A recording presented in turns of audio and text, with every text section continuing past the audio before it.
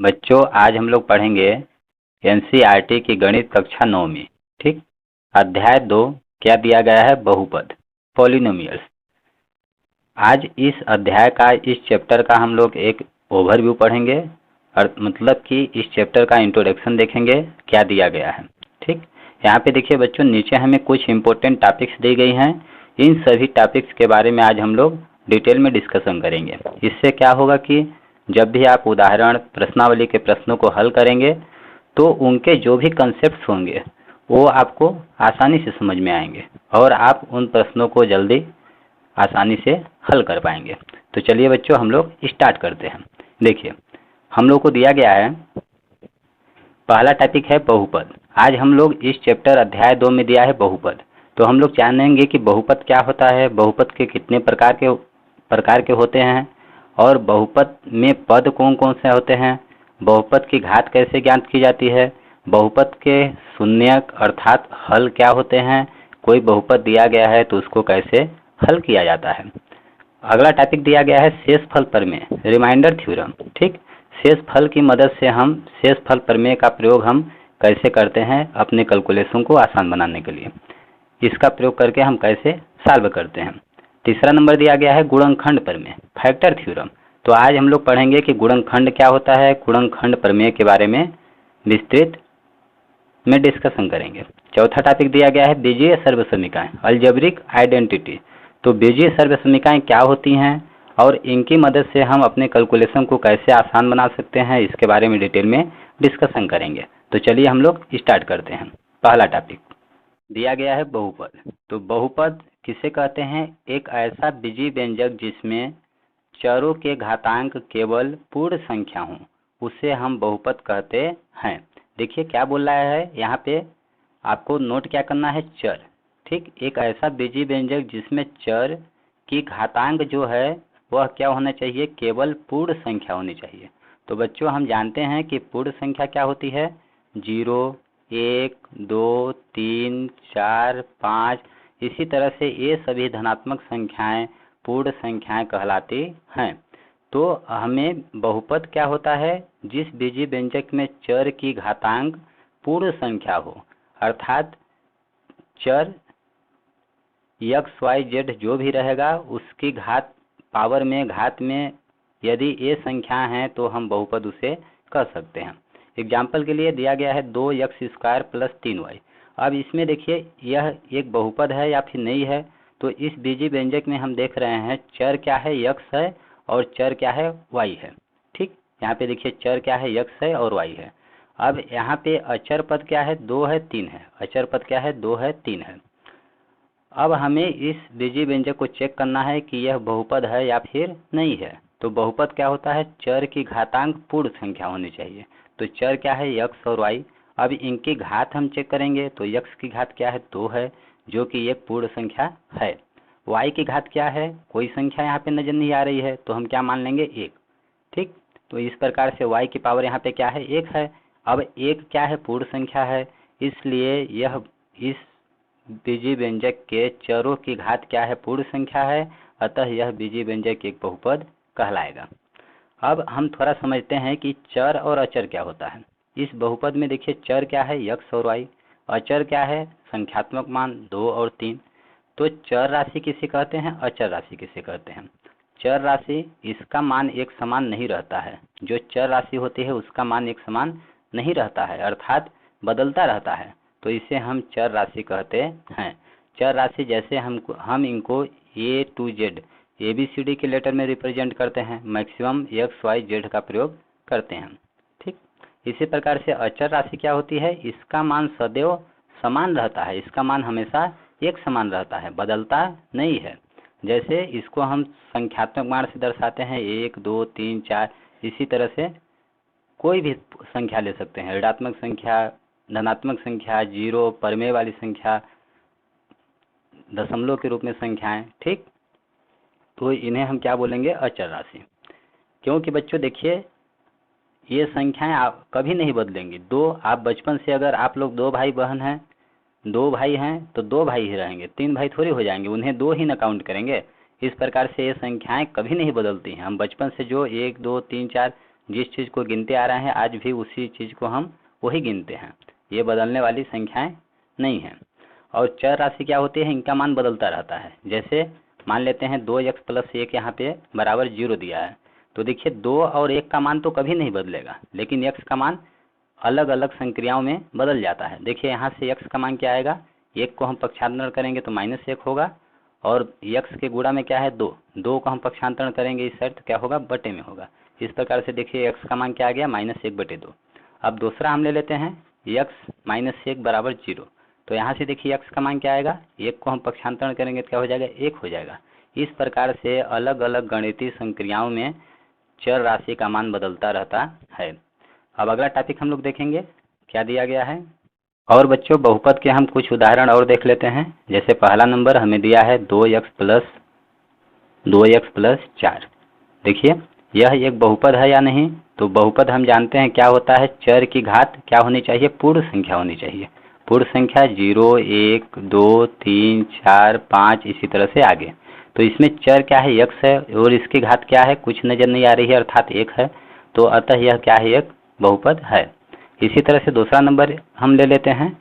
हमें दिया गया है सपोज दैट रूट का x + 2। ठीक, अब हमें बताना है कि यह बहुपद है या फिर नहीं है। यह बहुपद नहीं है। कैसे, देखिए जब इसको हम लोग हल करेंगे तो रूट x का मतलब क्या हुआ, x रूट हटेगा तो क्या होगा, x की पावर 1/2 लगेगा। रूट का मतलब होता है पावर 1/2 + 2। अब इसमें देखिए चर क्या है, x है, और चर की घात क्या है, 1/2 है, जो कि एक पूर्ण संख्या नहीं है। इसमें देखिए 1/2 आ रहा है, नहीं आ रहा है। इस प्रकार से हम कह सकते हैं कि रूट x + 2 अर्थात x की पावर 1/2 + 2 यह बहुपद नहीं है। इसी प्रकार से हम ले लेते हैं तीसरा एक और लेते हैं। अगर हमें दिया गया है x + √2 दिया गया हो, तब यह बहुपद कहलाएगा या नहीं कहलाएगा, यह बच्चों बहुपद है। कैसे, देखिए अभी तो आप सोचेंगे कि यहाँ पे रूट में दिया गया था इसलिए यह बहुपद नहीं हुआ, अब यहाँ पे रूट में दिया गया है तो बहुपद क्यों, यह भी बहुपद नहीं होगा। बट ऐसा नहीं है। बहुपद क्या होता है, हमें ओनली चर की घात देखनी है। किसकी घात, चर की घात। तो यहाँ पे चर क्या है, x है, और x की घात क्या है, 1 है, जो कि पूर्ण संख्या है, इसलिए यह बहुपद कहलाएगा। अचर राशि की घात से हमें मतलब नहीं है, उससे लेना देना नहीं है। इसी प्रकार से और कुछ एग्जाम्पल्स हम लेते हैं।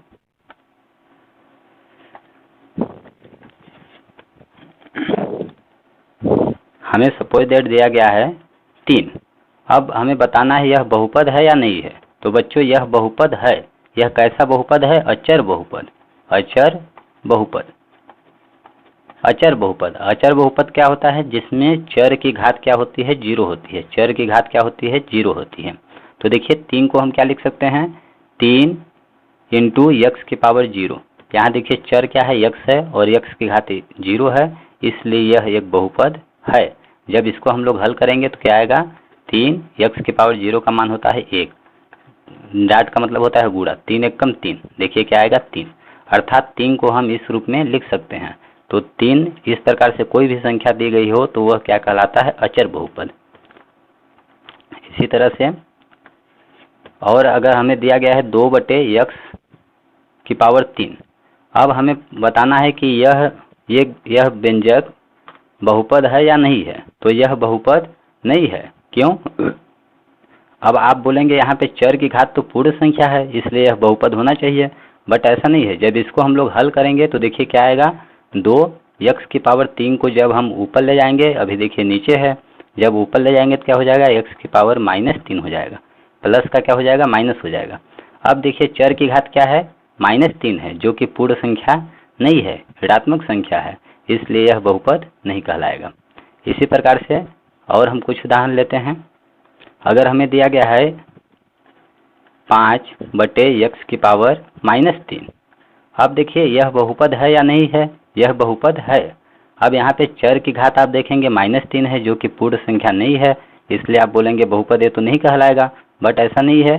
जब इसको हम लोग हल करेंगे तो देखिए क्या आएगा, 5 और x की पावर -3 ऊपर जब जाएगा, अभी बटे में है, ऊपर जब इसको ले जाएंगे तो क्या हो जाएगा, माइनस का प्लस हो जाएगा, तो x की पावर क्या हो जाएगा, 3। अभी देखिए चर की घात क्या है, 3 है, जो कि पूर्ण संख्या है, इसलिए यह एक बहुपद कहलाएगा। तो आई होप बच्चों आप लोगों को बहुपद पहचानना अच्छी तरह से समझ में आ गया होगा। अब हम लोग नेक्स्ट टॉपिक देखेंगे क्या दिया गया है। अब देखिए बच्चों, बहुपद में चर की घात। ठीक, बहुपद में चर की घात के आधार पर बहुपद का नामकरण हम कैसे करते हैं। यदि बहुपद में चर की घात 1 हो तो उसे हम क्या बोलते हैं, रैखिक बहुपद। जैसे हमें दिया गया है 3x², हमें दिया गया है 3x+2। ठीक, अब यह क्या है, एक बहुपद है क्योंकि x की घात क्या है, 1 है, इसलिए यह बीजीय व्यंजक क्या है, एक बहुपद है। और कैसा बहुपद है, तो इसमें चर की घात क्या है, 1 है, और जब चर की घात 1 हो तो उसे हम क्या बोलते हैं, रैखिक बहुपद। इसी प्रकार से जब चर की घात 2 हो तो उसे द्विघाती बहुपद कहेंगे। यदि चर राशि की घात 3 हो तो उसे त्रिघाती बहुपद कहेंगे। इसी प्रकार से आगे। अब इनके एग्जाम्पल हम देख लेते हैं। जैसे जब घात 2 हो तो 3x² + 5x हम लिख सकते हैं। इसमें देखिए x की घात 1 है और x की घात 2 है, तो इस बहुपद में x की मैक्सिमम घात, अधिकतम घात क्या है, 2 है, इसलिए यह द्विघाती बहुपद कहलाएगा। इसी प्रकार से त्रिघाती बहुपद का एग्जाम्पल देखिए। जैसे हमें दिया गया है 3x³ + 4x² + 2x - 2। ठीक, अब इस बहुपद में देखिए x की घात यहाँ पे 1 है, यहाँ पे 2 है, यहाँ पे 3 है, तो यह एक बहुपद है। और x की अधिकतम घात क्या है, 3 है, इसलिए हम इसे त्रिघाती बहुपद कहेंगे। अब बहुपद में चर की संख्या, चर की संख्या के आधार पर बहुपद का नामकरण हम कैसे करते हैं। देखिए, जिस बहुपद में एक चर हो उसे एक चर वाला बहुपद कहेंगे, जिस बहुपद में 2 चर हो उसे 2 चर वाला बहुपद कहेंगे, और जिस बहुपद में 3 चर हो उसे हम 3 चरों वाला बहुपद कहते हैं। अब इनके हम लोग थोड़ा ये एग्जाम्पल देखते हैं बारी बारी से। देखिए, पहला नंबर दिया गया है 2x + 4। अब देखिए यह एक बहुपद है या नहीं, इसमें चर की घात क्या है, 1 है, इसलिए यह एक बहुपद है। और कितने चरों वाला बहुपद है, तो हम बोलेंगे एक चरों वाला बहुपद है। इसमें देखिए ओनली केवल एक चर है, x है, इसलिए क्या कहलाएगा, एक चर वाला बहुपद। अब 2 चर वाला बहुपद क्या होगा, जैसे 2x⁵ - y⁶। अब देखिए हमें घात से मतलब नहीं है, हमें चर संख्या देखनी है कि कितनी चर राशि हैं। इसमें 2 चर हैं, एक x है और एक y है, इसलिए हम इसे बोलेंगे 2 चरों वाला समीकरण। इसी प्रकार से 3 चरों वाला बहुपद क्या होगा, जैसे हमें दिया गया है 3x² + y⁶ - z⁵2, 3 कुछ भी। ठीक, अब इस बहुपद में हम देखेंगे कि कितने चर हैं, एक चर, 2 चर, 3 चर, एक x है, एक y है, एक z है। इस प्रकार से 1 2 3 हो गए, तो इसे हम कैसा बहुपद बोलेंगे, 3 चरों वाला बहुपद कहेंगे। अब आगे दिया गया है एक टॉपिक कि बहुपद की घात। अब बहुपद की घात हम कैसे ज्ञात करते हैं, जब एक चर दिया गया हो और जब एक से अधिक चर दिया गया हो बहुपद में, तब कैसे ज्ञात करते हैं। देखिए, जब एक चर वाला बहुपद हो तो बहुपद की घात क्या होती है, चर की अधिकतम घात ही बहुपद की घात कहलाती है।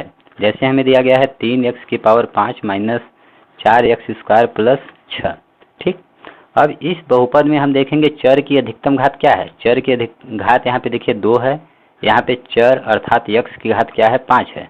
तो इस बहुपद में, पूरे बहुपद में चर की अधिकतम घात क्या है, 5 है, और चर राशि की अधिकतम घात ही क्या कहलाती है, बहुपद की घात। इस प्रकार से बहुपद 3x⁵ - 4x² + 6 में बहुपद की घात क्या होगी, बहुपद की घात क्या होगी, 5 होगी। ठीक होगी। इसी प्रकार से बोला गया है आगे कि जब एक से अधिक चर हों, तब कैसे हम ज्ञात करते हैं बहुपद की घात। बच्चों, यह हमारे सिलेबस में नहीं दिया गया है, फिर भी हम थोड़ा सा समझ लेते हैं। जैसे हमें दिया गया है एक बहुपद 3x² y⁵3 + z⁴। ठीक, यह एक बहुपद है और कितने चरों में बहुपद है, 1 2 3, 3 चरों में बहुपद है। अब हमें इस बहुपद की घात बतानी है। तो आपने अभी पढ़ा था कि बहुपद की घात क्या होती है, चर की अधिकतम घात। तो यहाँ पे चर की अधिकतम घात हम देख रहे हैं z⁴ है। ठीक, तो इस बहुपद की घात 4 होगी, लेकिन ऐसा नहीं है, इसमें एक से अधिक चर हैं। तब एक से अधिक चर जब रहते हैं तब बहुपद की घात कैसे हम ज्ञात करते हैं। देखिए, अब यहाँ पे देखेंगे कितने पद हैं। ये पूरी संख्याएं गुणा में है, इसलिए एक पद ए हो गया, और प्लस पद को अलग कर देता है, इसलिए एक पद ए हो गया। इस बहुपद में कुल कितने पद हैं, एक पद दो पद। अभी पद के बारे में हम आगे डिस्कशन करेंगे। अब देखेंगे इसमें पहले पद में चर की घात क्या है, दोनों चरों की घात को हम जोड़ते हैं तो x की घात 2 है, y की घात 3 है। इस प्रकार से कितना हो गया, 2 3 5। तो यहाँ पे चर की घात हम क्या बोलेंगे, 5 है, और यहाँ पे चर की घात क्या है, 4 है। अब 5 और 4 में कौन बड़ा है, 5 बड़ा है। इसलिए हम जानते हैं कि बहुपद में चर की अधिकतम घात ही बहुपद की घात होती है। तो यहाँ पे चरों की अधिकतम घात क्या है, 5 है, इसलिए इस पूरे बहुपद की घात क्या होगी, 5 होगी। यह हो जाएगा हमारा आंसर।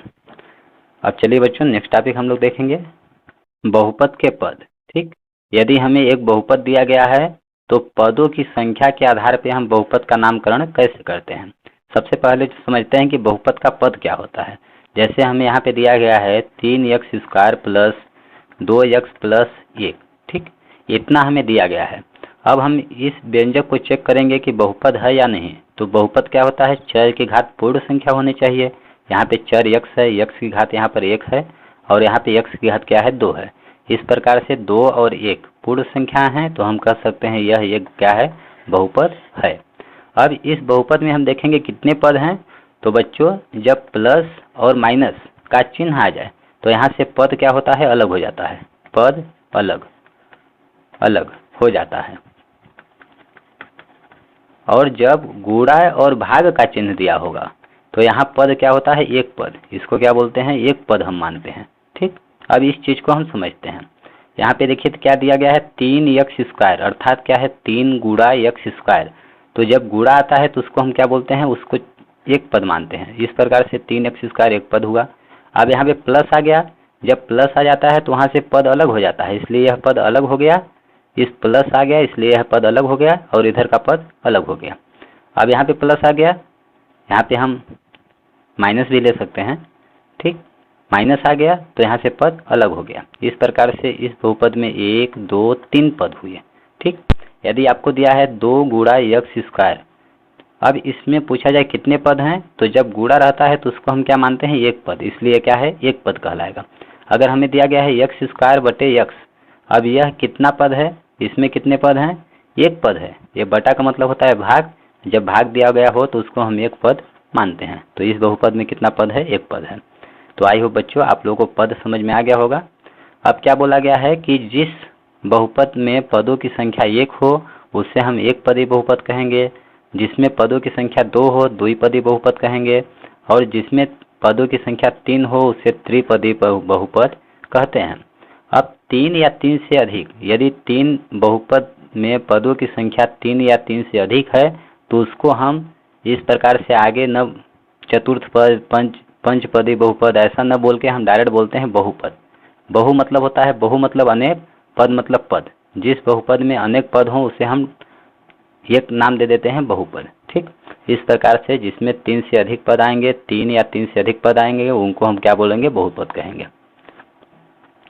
अब आगे दिया गया है बच्चों, हम समझते हैं पद का गुणांक। ठीक, एक बहुपद में पद का गुणांक क्या होता है, बहुपद के प्रत्येक पद का एक गुणांक होता है। जैसे हम यहाँ पे एक बहुपद दिया गया है 2x³ minus 4x² plus 5x minus 7 में हम देखेंगे कि यहाँ पे जो चर दिए गए हैं इनका बहुपद, इनका गुणांक क्या है। यहाँ पे चर क्या है, x है, यहाँ पे x है, यहाँ पे x है, लेकिन ये अलग अलग पद हैं। x के हाथ यहाँ पे 3 है, x के हाथ यहाँ पे 2 है, x के हाथ यहाँ पे 1 है। ठीक, तो हम यदि आपसे पूछा जाए कि x³ बहुपद में x³ का गुणांक क्या है, तो इसके गुणा में क्या है, देखिए 2x² है, इसका 2x³ है, इसका मतलब क्या हुआ कि 2 गुणा x³ है। तो x³ का गुणांक क्या होगा, इसके गुणांक मतलब गुणा में क्या है, 2 है, तो हम बोलेंगे x³ का गुणांक क्या है, 2 है। इसी प्रकार से x² का गुणांक क्या है, -4 है। ठीक, x² का गुणांक -4 है। इस प्रकार से x का गुणांक पूछा जाए तो क्या है, x का गुणांक यहाँ पे क्या है, 5 है, तो हम लिखेंगे 5। अब x⁻0 का गुणांक क्या है, देखिए -7 है, तो यहाँ पे हम लिख सकते हैं x⁻0। ठीक, x⁻0 का मान क्या होता है, 1 में 7 का गुणा करेंगे 1 7 7, यही आएगा। इस प्रकार से x⁻0 का गुणांक क्या होगा, -7, माइनस रहता है तो माइनस को भी हम लेते हैं, -7 हो गया, यह हो जाएगा हमारा आंसर। तो इस तरह से बच्चों पदों का गुणांक आपको समझ में आ गया होगा कैसे ज्ञात किया जाता है। अगला टॉपिक हम लोग पढ़ेंगे बहुपद के शून्यक। हम लोग बच्चों देखेंगे कि बहुपद, एक बहुपद दिया गया हो तो उसका शून्यक क्या होता है। बहुपद का हल ही बहुपद का शून्यक होता है। एक कोई बहुपद हमें दिया गया हो तो उसको हल करने पर जो चर राशि का मान आता है वही बहुपद का शून्यक कहलाता है। जैसे हमें यहाँ पे दिया गया है एक बहुपद 2x-4 बराबर 0। ठीक, हमें एक बहुपद दिया गया है 2x-4। यह इसमें देखिए चर की घात क्या है, 1 है, अर्थात यह व्यंजक क्या कहलाएगा, बहुपद कहलाएगा। इस प्रकार से 2x-4 इस बहुपद का शून्यक क्या होगा। हम जानते हैं कि बहुपद का हल ही उसका क्या होता है, शून्यक होता है। तो इस बहुपद को हल करने के लिए हम क्या करेंगे, इसके बराबर 0 मान लेंगे। ठीक, इस बहुपद के बराबर 0 मान लेंगे। इस प्रकार से यहाँ पे क्या बन गया, एक समीकरण बन गया। अब यहाँ से x का हम मान ज्ञात करेंगे। तो देखिए 2x बराबर क्या होगा, 4 को हम पक्षांतरण करेंगे तो क्या हो जाएगा, -4 का +4 हो जाएगा। अब x का मान हमें ज्ञात करना है तो x बराबर क्या हो जाएगा, 4। x के गुणा में क्या है, 2 है, तो गुणा का जब हम पक्षांतरण करेंगे तो गुणा का क्या हो जाता है, भाग हो जाता है। इस प्रकार से 2 क्या हो जाएगा, बटा में चला जाएगा। अब यहाँ से ऊपर नीचे कटेगा तो हम काटेंगे, 2 1 कम 2, 2 दूना 4, कितना आ गया, x बराबर 2/1 अर्थात x बराबर 2। तो इस बहुपद का हम कह सकते हैं कि बहुपद 2x-4 का शून्यक 2 होगा, अर्थात इसका हल क्या है, 2 होगा। तो इस तरह से बच्चों किसी भी बहुपद का हल करना हमने समझ लिया है, हल कैसे किया जाता है, उसका शून्यक कैसे ज्ञात किया जाता है। अब अगला टॉपिक क्या दिया गया है कि वास्तविक संख्या a, वास्तविक संख्या क्या होती है। अभी तक आपने जो भी जिन जिन संख्याओं के बारे में पढ़ा है, चाहे वह पूर्ण संख्या हो, प्राकृतिक संख्या हो, पूर्ण संख्या हो, पूर्णांक संख्या हो, धनात्मक पूर्णांक हो, ऋणात्मक पूर्णांक हो, सम संख्या हो, विषम संख्या हो, अपरिमेय संख्या, परिमेय संख्या, ठीक, इन सभी संख्याओं का समूह वास्तविक संख्या कहलाता है। सभी संख्याओं को वास्तविक संख्या कहते हैं। अब बोला गया है कि वास्तविक संख्या a, यहाँ पे a कोई एक संख्या दी गई है और आगे बोला गया है कि बहुपद px का एक शून्यक होती है। कब होती है, यदि pa बराबर 0। तो हमने यहाँ पे क्या किया, कोई संख्या a यदि बहुपद px का एक शून्यक है तो हम कब शून्यक होगा, जब x की जगह पर a, संख्या को हम कहाँ पे रखेंगे, x की जगह पर। जब संख्या का मान हम बहुपद में रखेंगे तो बहुपद का मान क्या आ जाए, 0 के बराबर आ जाए, तो हम कह सकते हैं कि संख्या बहुपद का एक शून्यक होगी। जैसे हम लोग यहाँ पे एक बहुपद लिया था, हम मान लेते हैं कि बहुपद px बराबर हमें दिया गया है 2x-4, एक बहुपद दिया गया है। अब इस बहुपद का आपको बोला जाए कि संख्या a का मतलब हम ले लेते हैं 2। ठीक, a बराबर हम ले लेते हैं 2। अब बोला जाए कि इस बहुपद का एक शून्यक क्या है, 2 है। तो आप चेक कीजिए कि 2 है, शून्यक है या नहीं है। तो हम क्या करेंगे, x के जगह पर क्या रखेंगे, 2 रखेंगे। तो क्या हो जाएगा, p यहाँ पे 2 रखेंगे। अब इसके बराबर इसको हल करने पर क्या आना चाहिए, 0 आना चाहिए। यहाँ पे देखिए जब 0 आएगा तो हम समझ जाएंगे कि 2 इस बहुपद का शून्यक है। अब चलिए हम यहाँ पे x के जगह पर 2 रखेंगे, तो 2 x के जगह पर 2 -4, 2 दूना कितना होगा, 4 -4, 4 में 4 घटाएंगे क्या आ जाएगा, 0 आ जाएगा।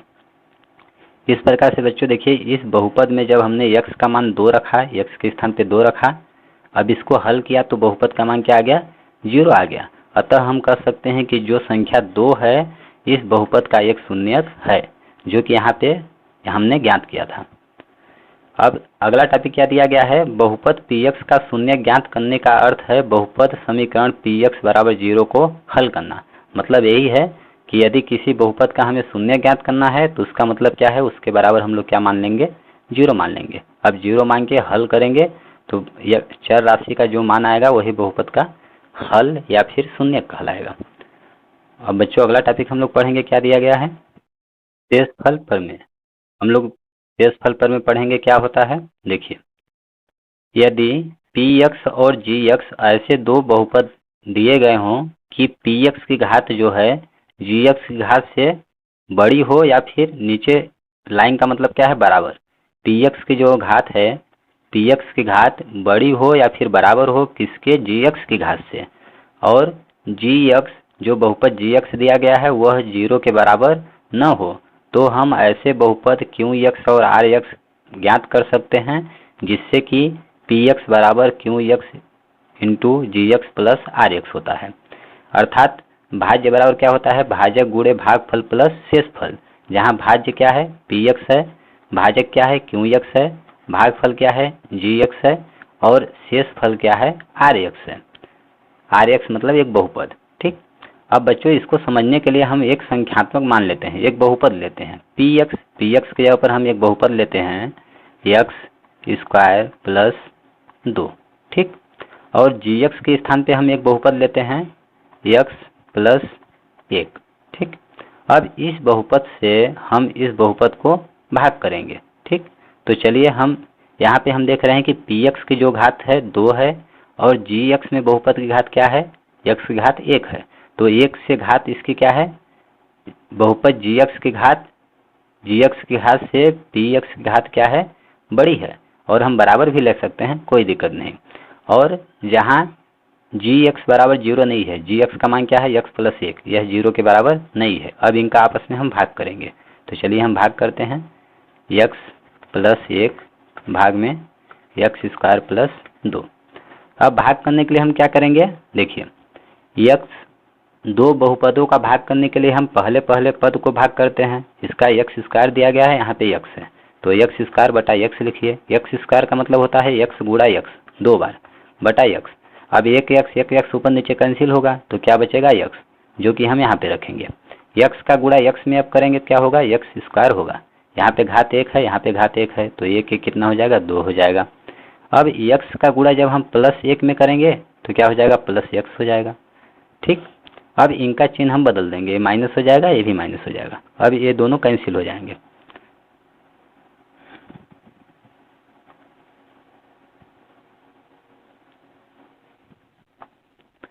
अब देखिए यहाँ पे क्या आ गया, 2 माइनस का एक्स, ये प्लस एक्स नहीं रहा, माइनस हो गया, माइनस एक्स प्लस का 2। ठीक, अब इसको हम भाग करेंगे तो यहाँ पे प्लस एक्स है, यहाँ पे माइनस एक्स है, तो क्या होगा माइनस एक्स बटा एक्स कीजिए, तो एक बार जाएगा, एक्स एक कम एक्स एक कम एक्स, तो कितना आया -1। यहाँ पे लिखेंगे -1। -1 का गुणा एक्स में करेंगे क्या आ जाएगा -x। -1 का गुणा प्लस 1 में करेंगे तो प्लस माइनस का गुणा क्या होगा, पहले माइनस होगा और एक कम क्या होगा 1 होगा। अब यहाँ पे साइन बदल जाता है, माइनस है तो प्लस हो जाएगा, माइनस है तो प्लस हो जाएगा। अब देखिए -x प्लस एक्स ये कैंसिल हो जाएंगे, 2 और प्लस 1 हो गया, तो 2 1 कितना होगा 3 होगा। अब यह क्या कहलाएगा शेषफल, जो नीचे बचता है उसको हम शेषफल बोलते हैं, और जो यहाँ पे हमें प्राप्त होता है उसको क्या बोलते हैं भागफल।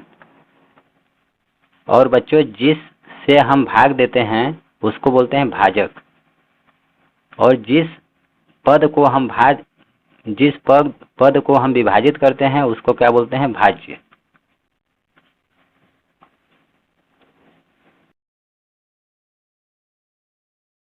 अब देखिए यहाँ पे हमने दो बहुपद पी एक्स और जी एक्स लिया, जहाँ पी एक्स क्या है भाज्य है, यहाँ देखिए भाज्य क्या है पी एक्स है, और भाजक क्या है क्यों, भाजक क्या है जी एक्स है।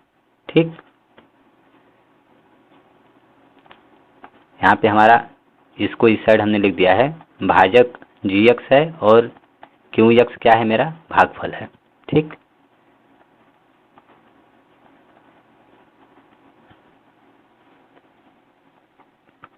अब देखिए यहाँ पे भाजक क्या हो गया हमारा जी एक्स हो गया।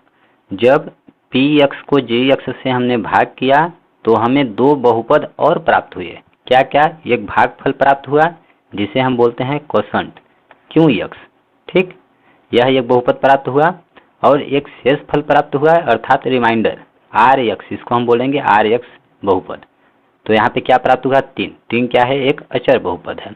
तो इस तरह से जब हमने बहुपद पी एक्स को जी एक्स से भाग दिया तो हमें दो अन्य बहुपद क्या क्या प्राप्त हुए, क्यू एक्स और आर एक्स प्राप्त हुए। अब हम जानते हैं बच्चों की भाज्य बराबर क्या होता है, भाजक गुणे भागफल प्लस शेषफल। अब इस आधार पे हम इसको प्रूव करेंगे।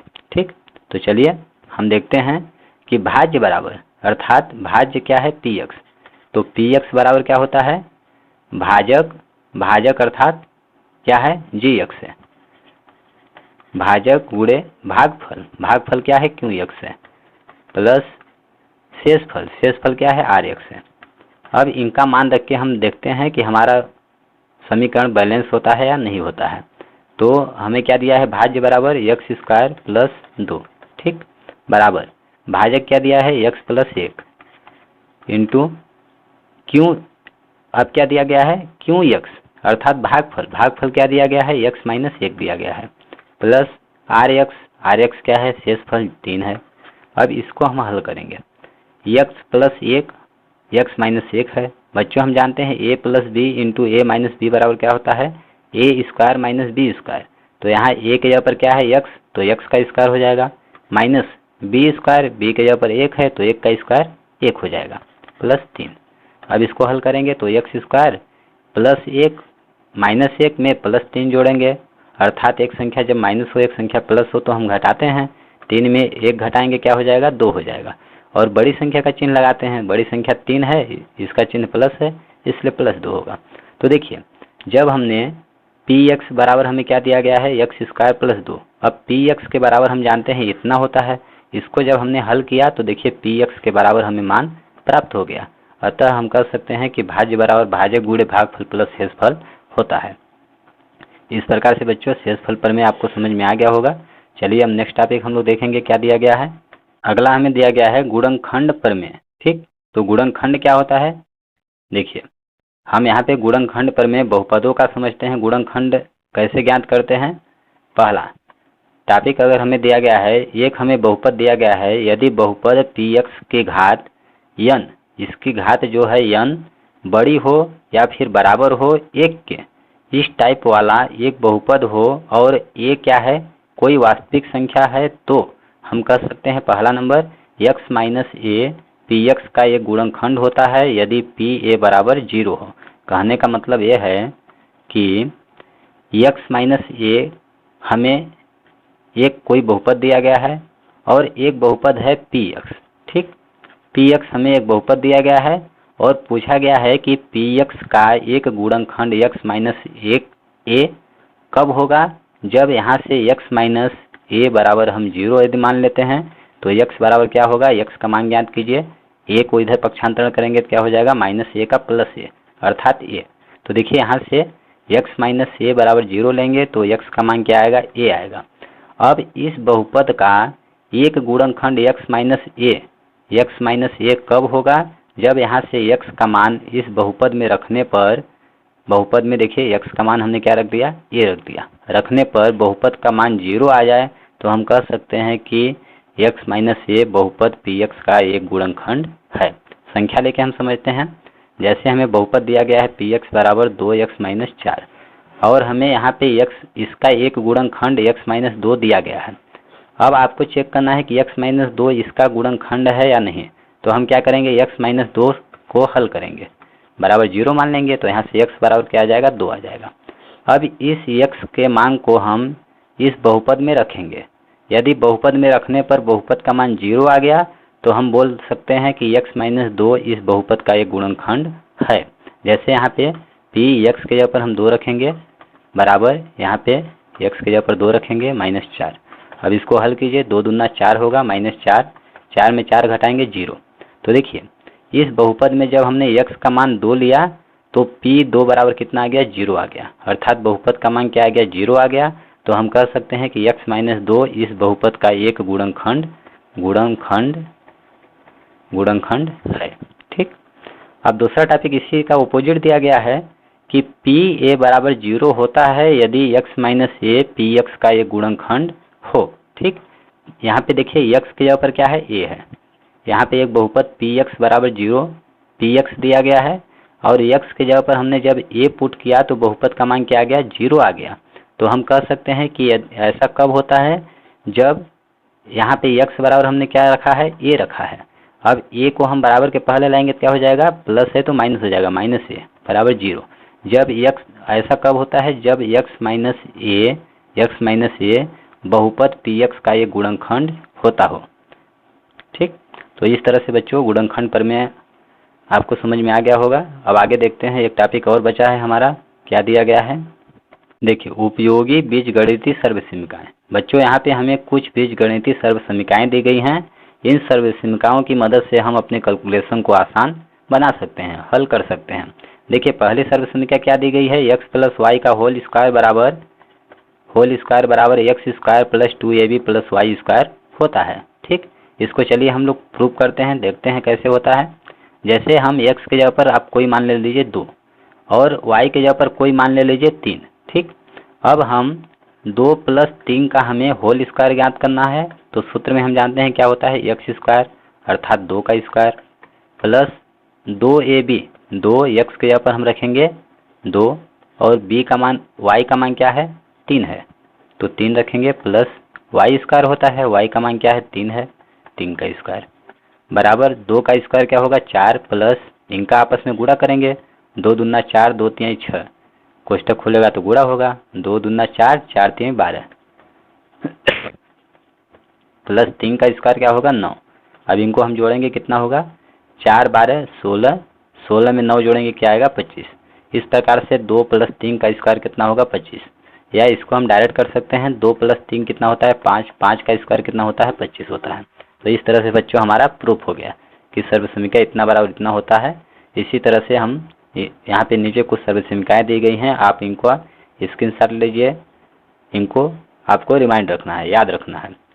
अब देखिए हम इनका प्रयोग कैसे करते हैं। अगर बड़ा नंबर दिया गया होगा तो छोटा नंबर तो हमने आसानी से कर लिया, बड़ा नंबर इस प्रकार से दिया गया हो, जैसे हमें दिया गया है 101 का स्क्वायर ज्ञात करना, तो हम कैसे ज्ञात करेंगे। पहला तरीका है 101 में आप गुणा कीजिए 101 का, इसके बाद आपका मान प्राप्त होगा। या फिर दूसरा तरीका है 101 को हम क्या लिख सकते हैं 100 प्लस 1 लिख सकते हैं का होल स्क्वायर। अब यह किस रूप का है a प्लस बी अर्थात x प्लस वाई, इसके स्थान पे a प्लस बी का होल स्क्वायर बराबर a square plus 2ab plus B square बोल सकते हैं। अर्थात यहाँ पे हम ले सकते हैं कि x का मान क्या है 100, y का मान क्या है 1 है। ठीक, अब x प्लस वाई का क्या हो गया होल स्क्वायर बराबर क्या होता है X square plus 2xy plus Y square होता है।